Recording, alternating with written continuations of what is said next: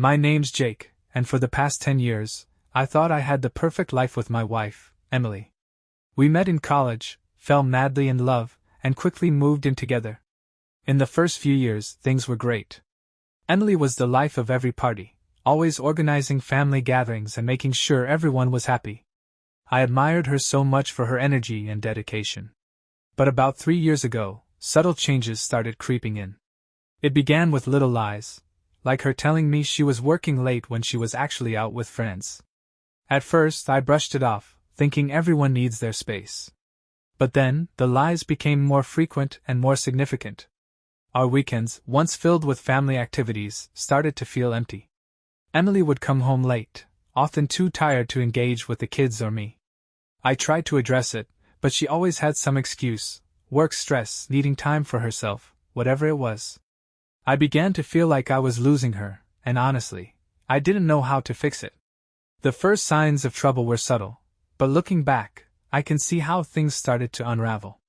A few months after those initial red flags, I was at work one evening when my buddy, Mike, called me out of the blue. We hadn't talked much lately, just the occasional check-in, but Mike has always been the guy you can count on. He sounded really worried, which was odd. "Jake, man, I need to talk to you about something important," he said. Curious and a bit concerned, I invited him over for a beer that weekend. When Mike arrived, he looked uneasy, like he was carrying a heavy burden. After some small talk, he finally dropped the bomb.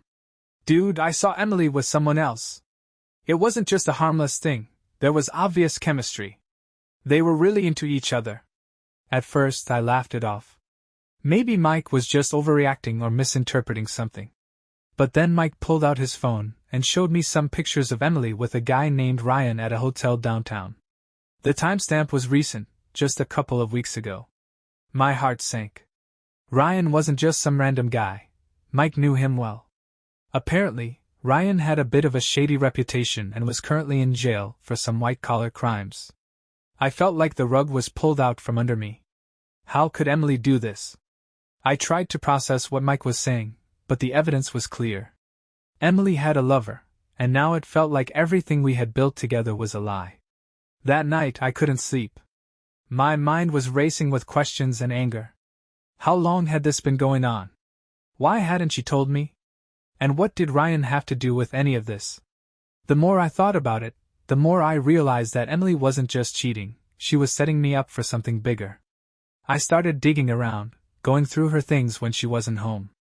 That's when I found the damning evidence: emails and messages between Emily and Ryan planning to manipulate the legal system. They had been collaborating to use our children as leverage against me in court. It was a nightmare I couldn't have imagined. After discovering the emails and messages between Emily and Ryan, I felt a mix of anger, betrayal, and sheer disbelief. I knew I couldn't let this slide, especially not with our children involved. So, I decided to gather my thoughts and approach her that very evening. I came home earlier than usual, hoping to catch her before she could spin another web of lies. The house was eerily quiet, the kids already asleep. I found Emily in the living room, scrolling through her phone. My heart pounded as I took a deep breath and walked over to her. "Emily, we need to talk," I said, trying to keep my voice steady. She looked up, a forced smile plastered on her face. "Sure, Jake. What's up?" I didn't beat around the bush. "I know about you and Ryan. I saw the pictures Mike showed me, and I found the messages you two were sending. Why, Emily? Why would you do this to us?" Her smile vanished instantly, replaced by a cold, defensive expression. "Jake, you don't understand. Ryan and I, it's not what you think." I was beyond understanding at this point. "Not what I think? You were cheating on me, planning to use our kids to frame me in court, and now Ryan's in jail because of you? Explain that." She sighed dramatically, clearly annoyed by my accusations. "You're blowing things out of proportion. Yes, Ryan and I were seeing each other, but it was consensual. We weren't planning anything illegal. The whole court thing? It's all a misunderstanding." "A misunderstanding? Emily, our children are in the middle of this. How is that a misunderstanding?" I shot back, feeling my frustration boil over. She rolled her eyes. "Oh, please. If you think I'm using the kids against you, you're being paranoid," I have my reasons for everything, and you wouldn't understand. I felt a surge of anger. Reasons? What reasons, Emily? You lied about everything, your late nights, your friends, and now this. How many times have you lied to me over the years? Her demeanor shifted from defensive to downright hostile. You think you're so perfect, Jake? Always trying to control everything, making decisions for the family without considering my feelings. Maybe that's why I needed someone else. I took a step back, hurt by her words. Controlling? I've always tried to make our family work. But betraying me and involving our kids? That's crossing a line. She stood up abruptly, knocking over a lamp in her frustration. You have no idea what you're talking about. Maybe if you weren't so clueless, we wouldn't be in this mess. At that moment, our youngest child, Lily, walked into the room, sensing the tension. Emily quickly composed herself, switching to a motherly tone. Jake, maybe we should talk about this later. Now's not the time. I looked down at Lily, her innocent face breaking my heart. Is this how you treat our kids, Emily? Using them as pawns in your games? She forced a smile, trying to deflect. You're overreacting.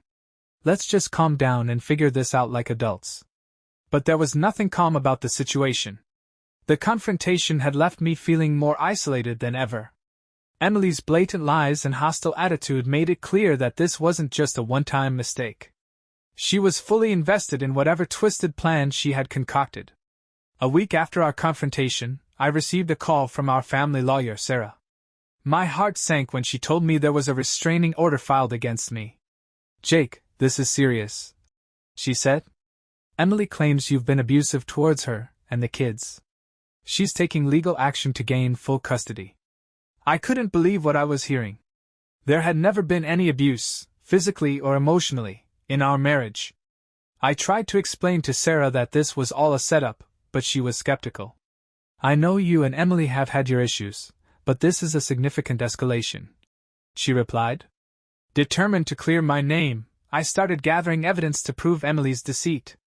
I revisited the emails and messages between her and Ryan, documenting every lie she had told me over the years. I also reached out to Mike again, hoping he could provide more insight or even testify about what he knew.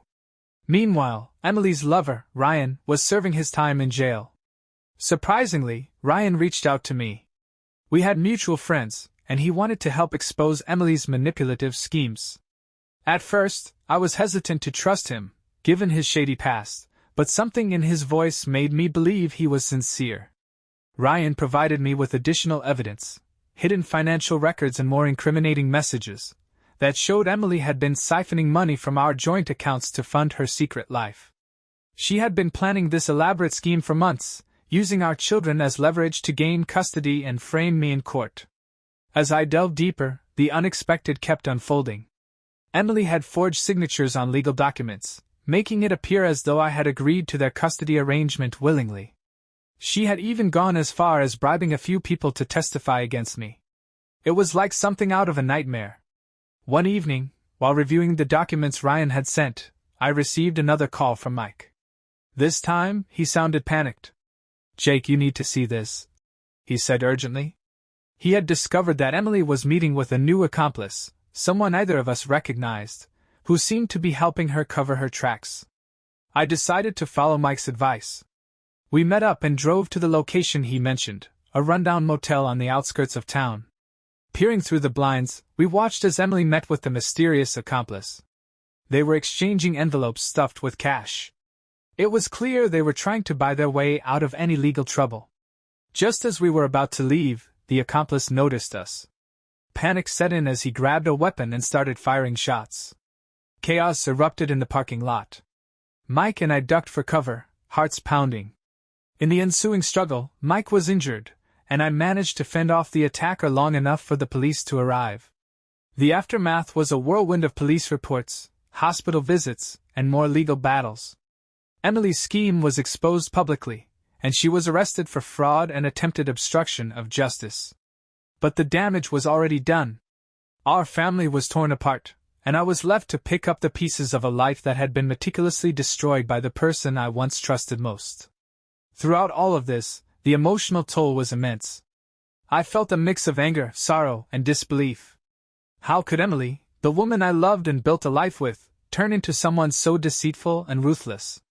The constant betrayal made it hard to trust anyone, even those closest to me. After Emily was arrested for fraud and obstruction of justice, I thought maybe the worst was over. Turns out, the legal battles were just heating up. Our family lawyer, Sarah, reached out to set up a meeting. She explained that Emily wasn't just fighting for custody, she was trying to paint me as an unfit father and a criminal. This wasn't just about divorce anymore. It was a full-blown war.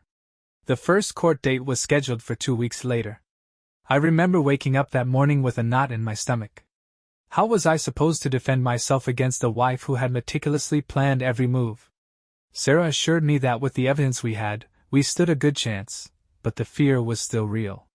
When I arrived at the courthouse, the atmosphere was tense. Families were scattered around, some visibly distressed, others determined.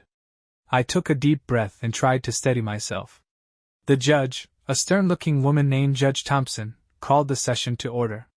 Emily was there, looking more composed than I ever thought possible. She wore a designer suit and had a smug smile that infuriated me to no end. Our kids were present too. Lily, our youngest, looked confused and scared, while our older son, Ethan, seemed resigned to the chaos unfolding around him. The prosecutor began by outlining the case Emily had built against me. They presented fabricated evidence meant to depict me as an abusive husband and a negligent father. My heart raced as I watched Sarah present our side, exposing Emily's lies and the evidence we had gathered against her. She called Mike to testify about Emily's infidelity and Ryan's involvement, which added credibility to our claims. Just when I thought we were gaining ground, an unexpected twist occurred. A woman named Jessica walked into the courtroom. She was introduced as a friend of Emily's and claimed to have witnessed several incidents that supposedly proved my misconduct. My blood boiled. I knew Jessica wasn't telling the truth. She was one of Emily's hired acquaintances to back up her false narrative. Before I could respond, Sarah noticed inconsistencies in Jessica's statements. She cross-examined her rigorously, revealing that Jessica had no real connection to our family and had previously been involved in similar schemes for other clients. The courtroom murmured as Jessica's credibility crumbled under pressure. As the day progressed, more surprises surfaced. Ryan, who was still in jail, was granted a brief recess to prepare a statement. When he finally spoke, his testimony was a game-changer. He detailed how Emily had manipulated him into collaborating on her schemes, highlighting her willingness to go to extreme lengths to get what she wanted. His words added a layer of depth to the case, painting Emily as the true orchestrator of the turmoil. Despite the mounting evidence against her, Emily remained defiant. She launched into a tirade, accusing me of being the real problem and threatening to expose more of my supposed secrets. It was clear she wasn't ready to back down, and her aggressive stance only strengthened our position in the eyes of the judge. By the end of the day, Judge Thompson adjourned the hearing with a promise to deliver her ruling soon. As I left the courthouse, exhausted but hopeful, I felt a flicker of optimism. Maybe justice was finally on our side. But deep down, I knew this was just one battle in a long war. That evening, I sat down with Sarah to discuss the outcome. She was cautiously optimistic, saying that the evidence we presented had significantly weakened Emily's case. However, she warned that Emily wasn't finished yet and might try to escalate things further, possibly even involving our children more directly. Sarah called me with some urgent news. Apparently, Emily had filed new accusations against me, claiming I had hidden assets and was financially abusive throughout our marriage. She was now trying to bleed me dry. I couldn't believe it. After everything she'd already done, she was still finding new ways to come after me. I spent the next week combing through every financial statement, credit card bill, and bank record I could find. And that's when I found something that stopped me in my tracks. A secret bank account under Emily's name with over $50,000 in it. Money I had no idea even existed. I brought this to Sarah immediately, and she practically jumped out of her chair. "This changes everything," she said. The account was clear proof that Emily had been lying about finances and possibly committing fraud. Sarah subpoenaed the records, and we prepared to use it as ammunition in court. But just as things seemed to be tilting in my favor, Emily threw another curveball. She filed for an emergency hearing, claiming that I was emotionally unfit, to care for our children, and that they were scared to be with me. The judge ordered a temporary custody arrangement, giving her full custody until the final ruling. I was devastated. Losing time with my kids felt like someone had ripped out my heart. I knew Emily was playing dirty, using the kids as pawns to hurt me, and it was working. I never felt so powerless in my life. The worst part? She started turning the kids against me. When I called to talk to Ethan, he sounded distant, like he didn't trust me anymore. Emily had been feeding them lies, telling them I didn't care about them and that I was only fighting her to win in court. I couldn't let her poison them against me, so I started documenting every call, every interaction, and even text messages she sent trying to manipulate them. Sarah said we could use it to show parental alienation in court, but it didn't make the day-to-day pain any easier. Just when I thought I couldn't take any more, Ryan reached out again, from jail. He had more dirt on Emily, stuff that even I didn't see coming. Apparently, Emily had been funneling money through her secret account to pay off one of the witnesses she planned to bring in against me. She was bribing people to destroy me, and Ryan had the receipts. Ryan also told me something that completely blindsided me. Emily had been trying to pin Ryan's legal troubles on me too. She told him that if he didn't play along, she'd let me take the fall for everything. I honestly didn't know whether to laugh or cry at this point. Armed with this new evidence, we went back to court. Sarah presented everything: Emily's secret accounts, the bribes, the parental alienation, and Ryan's testimony. Emily tried to spin it, calling Ryan a liar and claiming the evidence was taken out of context. But the judge wasn't buying it this time. By the end of that hearing, Emily's lies were starting to unravel, but she still had temporary custody, and I knew she wasn't done fighting. That night, I sat alone in my empty house, surrounded by photos of my kids, wondering how the hell we had gotten here. I kept replaying every moment in my head, trying to figure out if there was some point where I could have stopped this train wreck. After the last hearing, Emily must have realized her case was falling apart. Instead of backing off, she doubled down.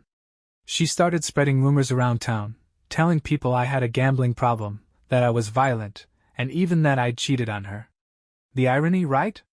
It was bad enough dealing with the legal mess, but now friends and neighbors were looking at me like I was some kind of monster. Even people I thought were close started to keep their distance. It was humiliating. Then came the bombshell. Emily accused me of sexually abusing her. Yeah, you read that right. She filed a police report claiming I had forced myself on her multiple times during our marriage. I was blindsided. I had to sit through a police interview, answering the most degrading questions, while Emily played the helpless victim. The detectives weren't hostile, but you could tell they were walking on eggshells.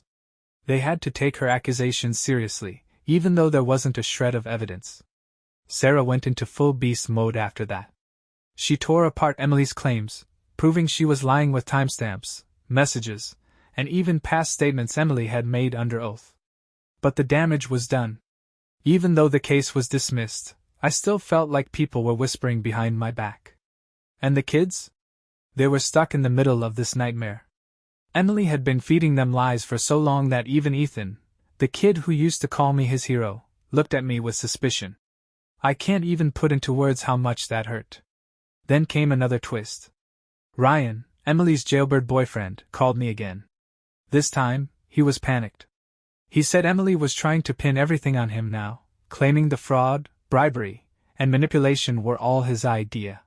He begged me to meet with his lawyer to help clear his name. I didn't owe Ryan anything, but part of me felt like he was just as much a victim of Emily's manipulation as I was. Plus, helping him might indirectly strengthen my own case. So I agreed. The meeting with Ryan's lawyer was intense. He laid out everything: how Emily had coerced Ryan into laundering money, forging documents, and even hacking into my email to make it look like I was hiding assets. Ryan had receipts, emails, bank transfers, and voice recordings of Emily giving him instructions. We brought all of it to court, and let me tell you, Emily's face when the evidence was presented? Priceless.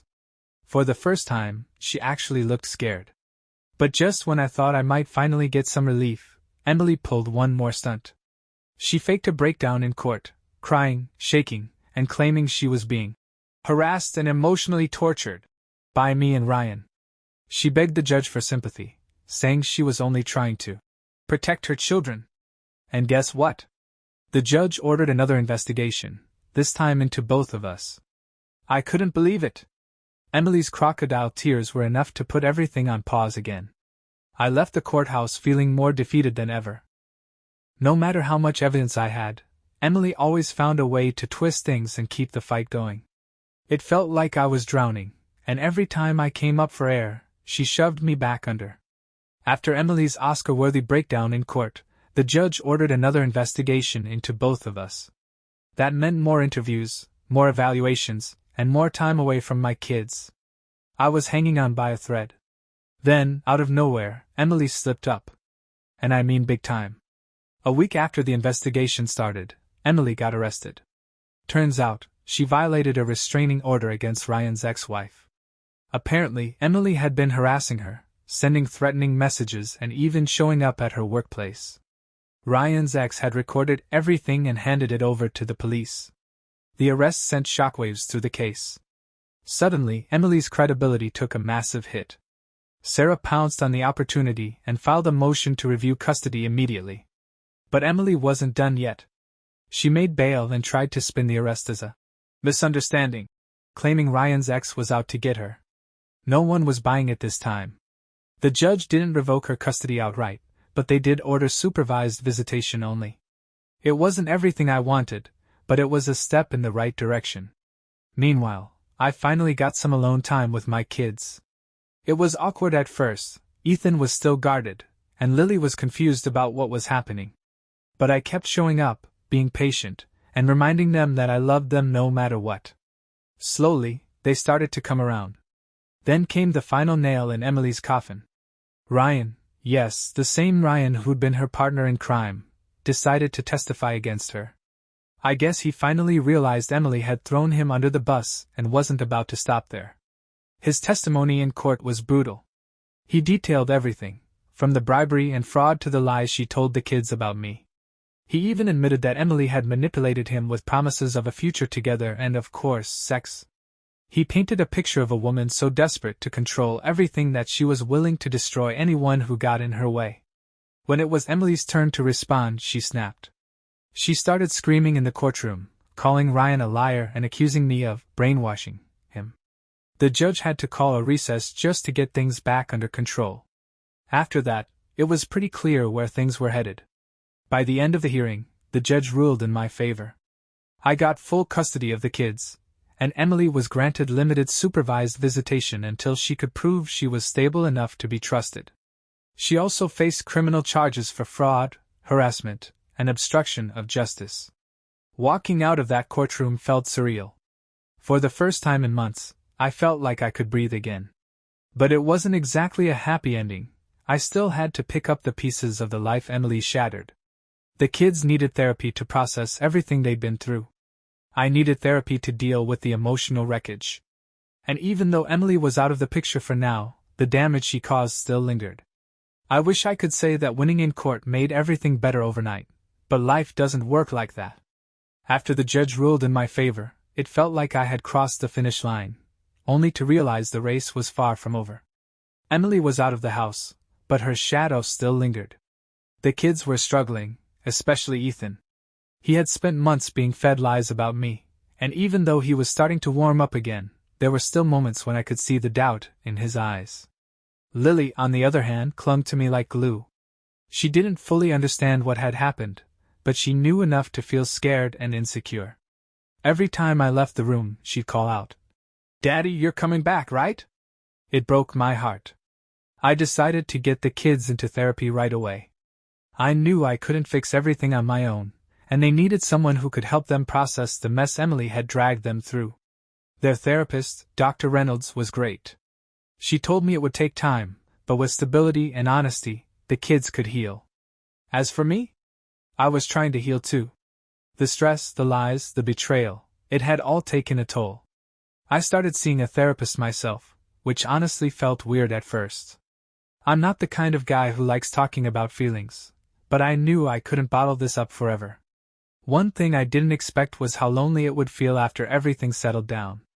For months, my life had been consumed by court battles and crisis management. Now that the storm had passed, I felt empty. I didn't miss Emily, but I missed having a partner, or at least the version of her I thought I knew. The house felt too quiet without her constant chaos, and sometimes I'd catch myself reaching for my phone to text her about something funny the kids did before remembering that part of my life was over. But don't get me wrong, I wasn't about to let myself fall apart. I threw myself into rebuilding my relationship with the kids. We started having movie nights, playing board games, and even going on little weekend trips to make new memories. Slowly, the tension started to fade, and laughter began to fill the house again. Of course, Emily wasn't done causing problems. She showed up at one of Ethan's soccer games during her supervised visitation hours, acting like the doting mom she hadn't been in years. The supervisor tried to rein her in, but Emily managed to pull Ethan aside and whisper something to him. That night, Ethan asked me, "Dad, why don't you want Mom to live with us anymore?" I felt like I'd been punched in the gut. Emily was still trying to manipulate him, even after everything she'd done. But instead of getting angry, I sat him down and told him the truth, age-appropriate, of course. I told him that sometimes adults make mistakes, and when they don't take responsibility, they have to face consequences. He didn't say much, but I could tell he was thinking it over. And the next day? He asked if we could throw out the framed picture of Emily that used to hang in the living room. It wasn't a victory, but it felt like progress. As for Emily, her legal troubles weren't over yet. She kept trying to delay the fraud trial, but the evidence was too overwhelming. Eventually, she was convicted, and while the sentence wasn't as harsh as I'd hoped, it was enough to keep her out of our lives for a while. I know this isn't the fairy tale ending most people want, but it's real. Life doesn't tie everything up in a neat little bow. Some wounds don't heal perfectly, and some scars stay with you forever. So, even with Emily out of the house and facing criminal charges, the nightmare wasn't over. You'd think someone in her position would back off, but nope, Emily just found new ways to stir up chaos.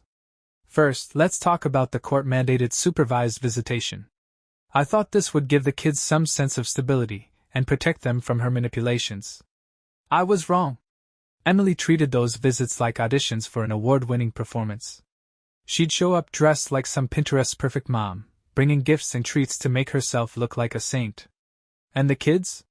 They ate it up, especially Ethan. He was still struggling to separate reality from Emily's lies, and every time she smiled and played the fun mom, it chipped away at the progress we'd made. It got worse when Emily started showing up with new men. Yeah, plural. One week it was some guy named Brandon, who looked like he'd stepped out of a gym ad. The next week it was another guy, Kyle, a sleazy-looking dude with too much gel in his hair.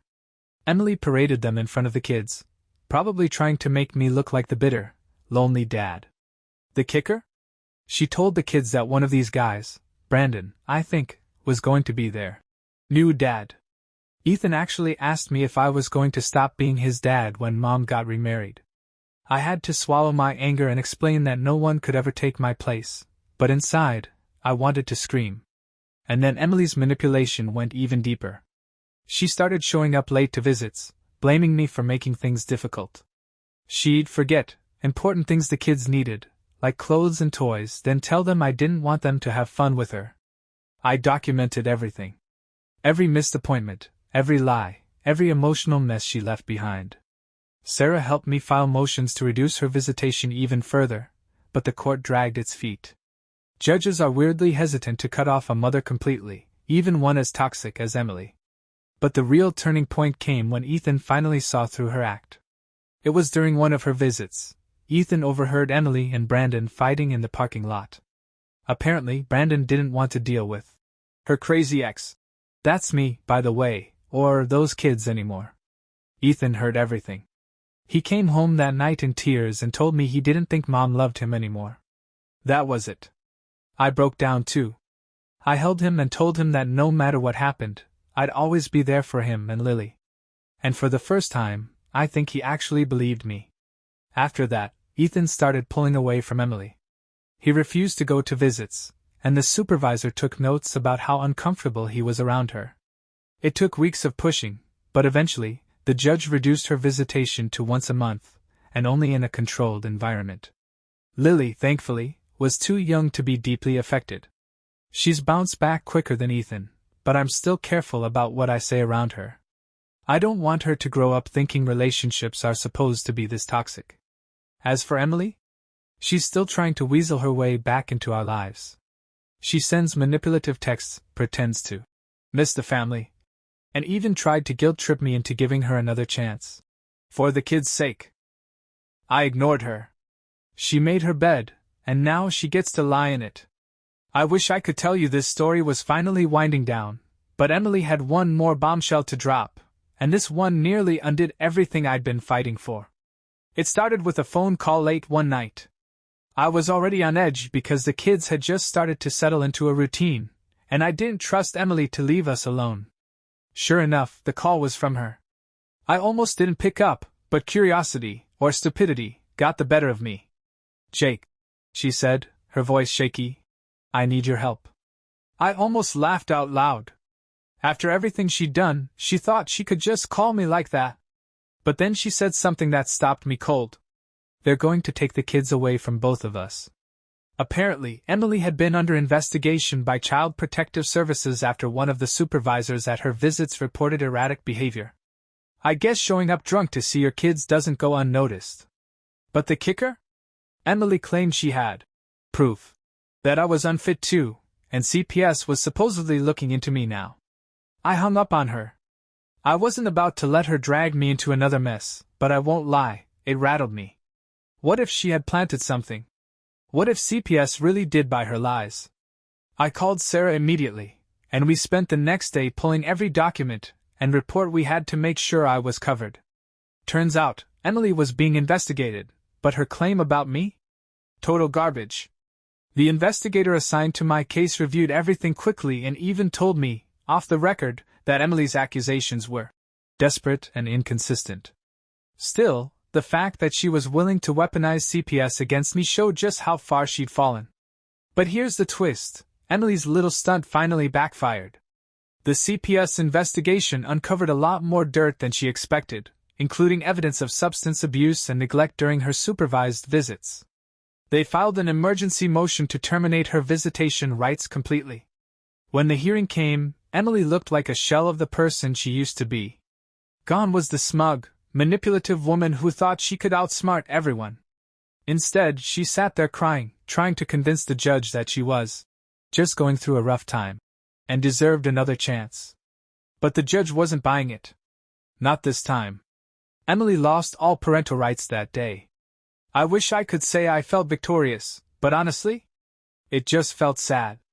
Emily had done so much damage to herself and our family, and now she was left with nothing. No kids, no custody, and no credibility. The kids took it hard, especially Ethan.